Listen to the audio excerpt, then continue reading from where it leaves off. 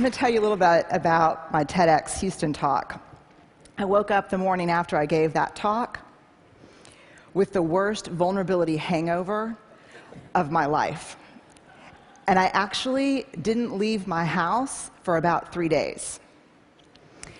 The first time I left was to meet a friend for lunch. And when I walked in, she was already at the table, and I sat down, and she said, "God, you look like hell." I said, "Thanks. I feel really, I'm not functioning." And she said, "What's going on?" And I said, "I just told 500 people that I became a researcher to avoid vulnerability, and that when being vulnerable emerged from my data as absolutely essential to wholehearted living, I told these 500 people that I had a breakdown. I had a slide that said breakdown. At what point did I think that was a good idea?" And she said, "I saw your talk live streamed. It was not really you. It was a little different than what you usually do, but it was great." And I said, "This can't happen.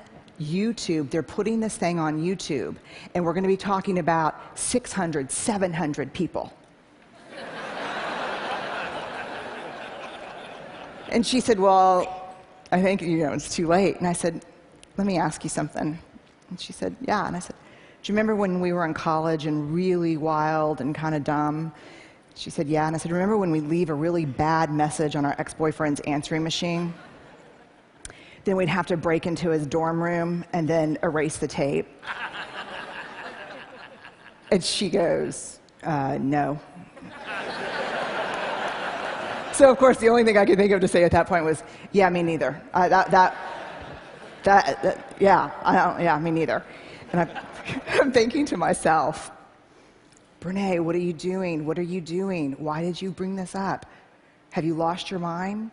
Your sisters would be perfect for this." So I looked back up, and she said, "Are you really going to try to break in and steal the video before they put it on YouTube?" And I said, "I'm just thinking about it a little bit." She said, "You're like the worst vulnerability role model ever." And then I looked at her and I said something that at the time felt a little dramatic, but ended up being more prophetic than dramatic. I said, "If 500 turns into 1,000 or 2,000, my life is over." I had no contingency plan for 4 million. And my life did end when that happened. And maybe the hardest part about my life ending is that I learned something hard about myself, and that was that as much as I would be frustrated about not being able to get my work out to the world, there was a part of me that was working very hard to engineer staying small, staying right under the radar.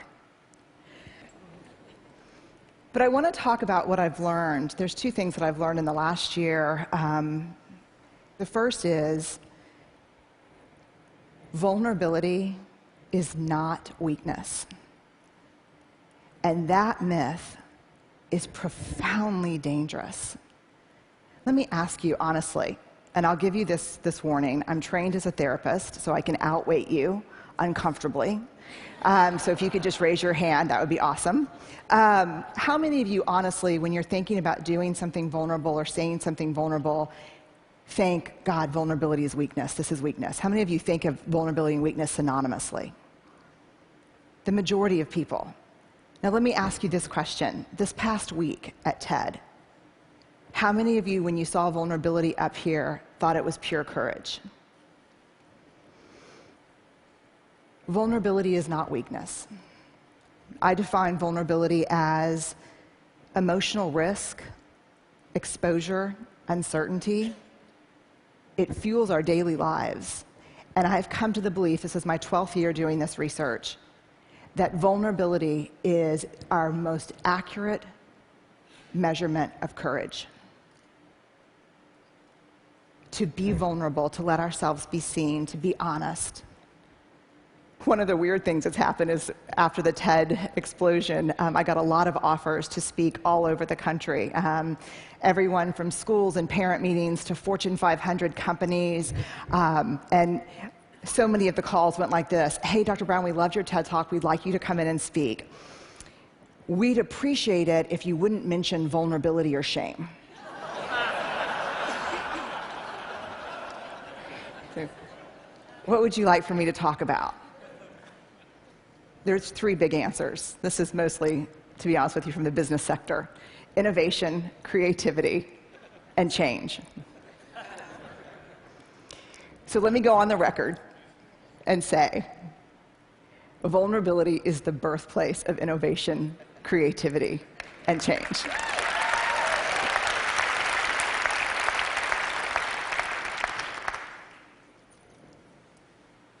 To create is to make something that has never existed before. There's nothing more vulnerable than that. Adaptability to change is all about vulnerability. The second thing, in addition to really finally understanding the relationship between vulnerability and courage, the second thing I learned is this: we have to talk about shame.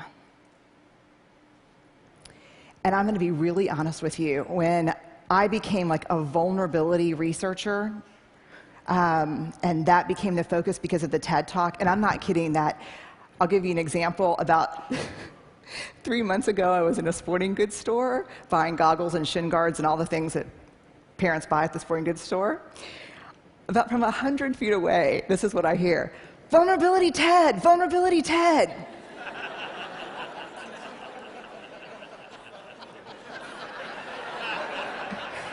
Yeah, I'm a fifth-generation Texan. Our family motto is lock and load. I am not a natural vulnerability researcher. So I'm like, just keep walking, she's on my six. And then I hear, vulnerability TED. I turn around and I go, hi. She's right here. And she said, you're the shame researcher who had the breakdown. At this point, parents are like pulling their children close to like, look away. And I'm so worn out at this point in my life. I look at her and I actually say, it was a frickin' spiritual awakening. And she looks back and does this. I know. And she said, we watched your TED Talk in my book club. Then we read your book, and we renamed ourselves the Breakdown Babes. And she said, our tagline is, we're falling apart, and it feels fantastic. You can only imagine what it's like for me in a faculty meeting. So when I became Vulnerability TED, like an action figure, like Ninja Barbie, but I'm Vulnerability TED, I thought, I'm going to leave that shame stuff behind, because I spent 6 years studying shame before I really started writing and talking about vulnerability. And I thought, thank God, because shame is this horrible topic. No one wants to talk about it. It's the best way to shut people down on an airplane. What do? I study shame. Oh. And I see you, you know.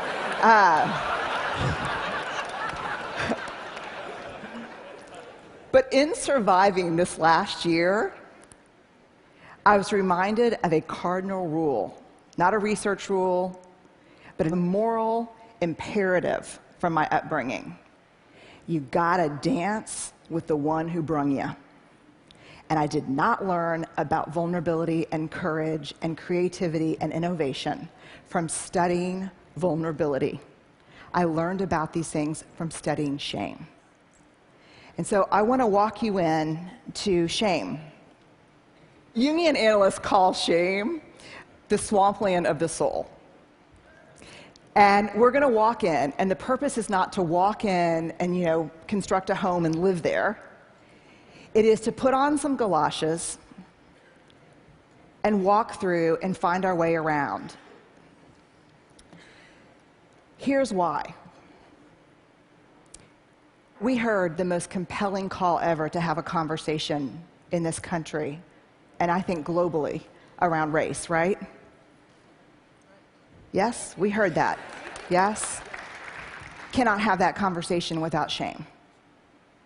Because you cannot talk about race without talking about privilege, and when people start talking about privilege, they get paralyzed by shame. We heard a brilliant, simple solution to not killing people in surgery, which is have a checklist.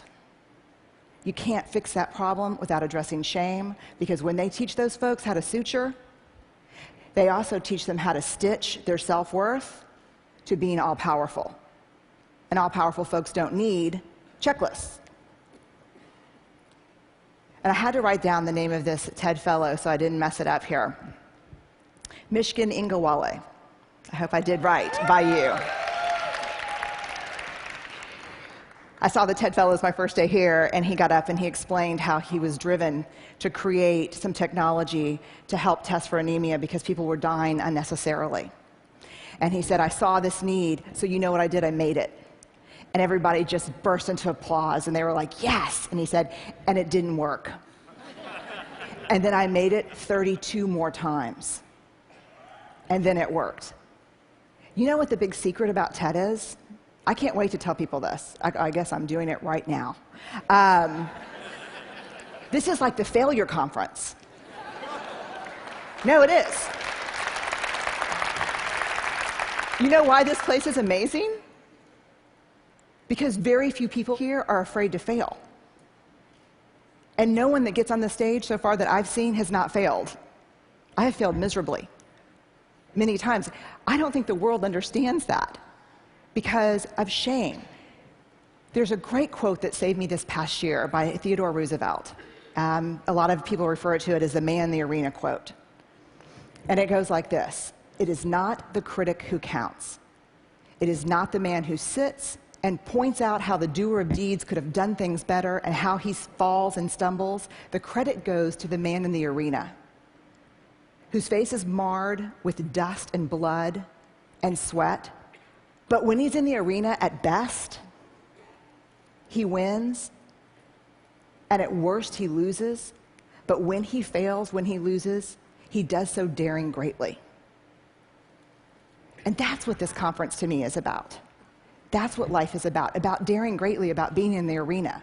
When you walk up to that arena and you put your hand on the door and you think, I'm going in and I'm going to try this, shame is the gremlin who says, you're not good enough. You never finished that MBA. Your wife left you. I know your dad really wasn't in Luxembourg, he was in Sing Sing. I know those things that happened to you growing up. I know you don't think that you're pretty enough or smart enough or talented enough or powerful enough. I know your dad never paid attention even when you made CFO. Shame is that thing. And then if we can quiet it down and walk in and say, I'm going to do this, we look up and the critic that we see pointing and laughing, 99% of the time is who? Us. Shame drives two big tapes: never good enough, and if you can talk it out of that one, who do you think you are? The thing to understand about shame is it's not guilt. Shame is a focus on self, guilt is a focus on behavior. Shame is I am bad, guilt is I did something bad. How many of you, if you did something that was hurtful to me, would be willing to say, I'm sorry, I made a mistake? How many of you would be willing to say that? Guilt. I'm sorry, I made a mistake. Shame. I'm sorry, I am a mistake. There is a huge difference between shame and guilt.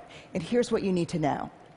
Shame is highly, highly correlated with addiction, depression, violence, aggression, bullying, suicide, eating disorders. And here's what you even need to know more. Guilt, inversely correlated with those things.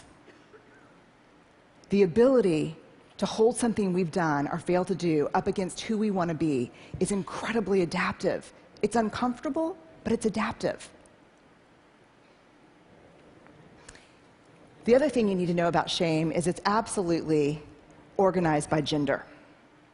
If shame washes over me and washes over Chris, it's going to feel the same. Everyone sitting in here knows the warm wash of shame.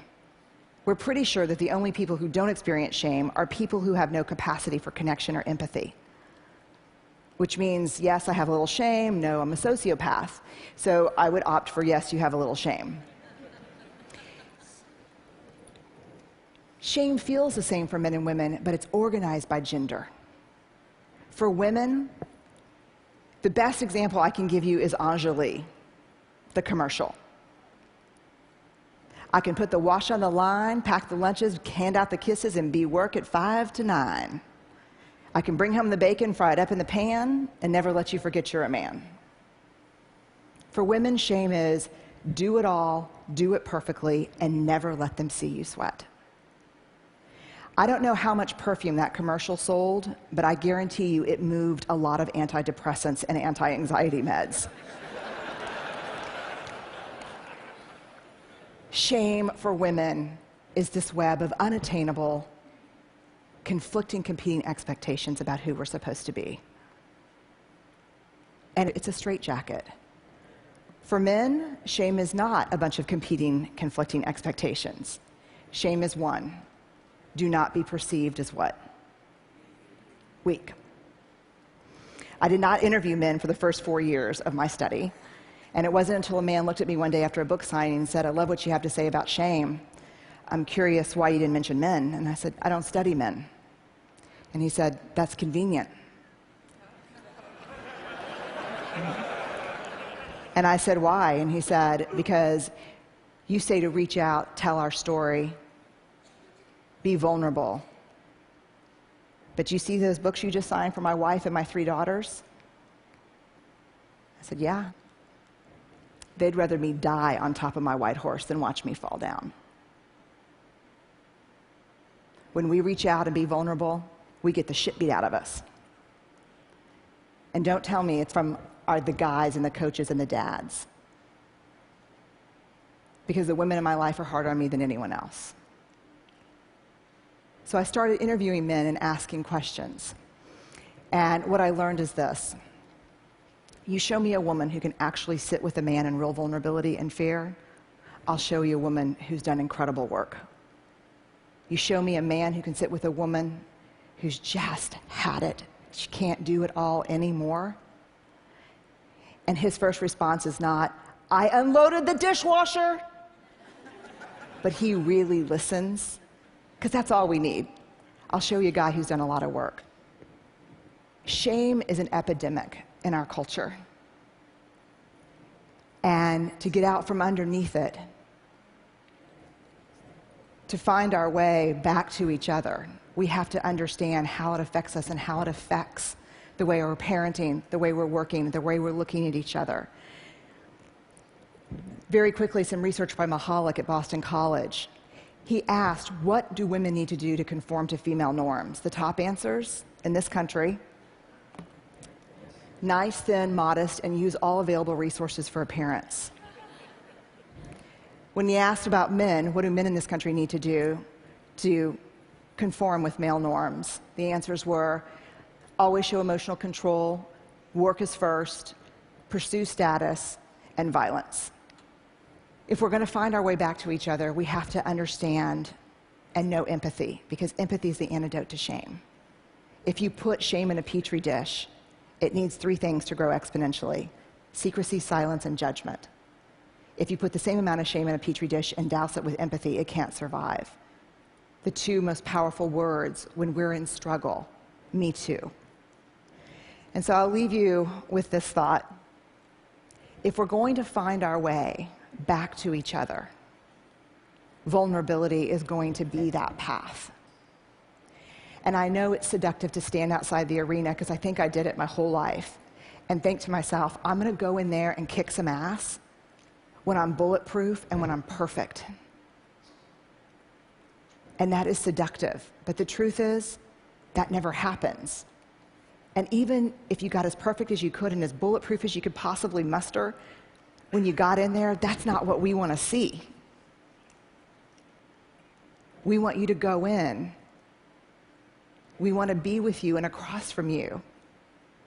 And we just want, for ourselves and for the people we care about, and the people we work with to dare greatly. So thank y'all very much. I really appreciate it.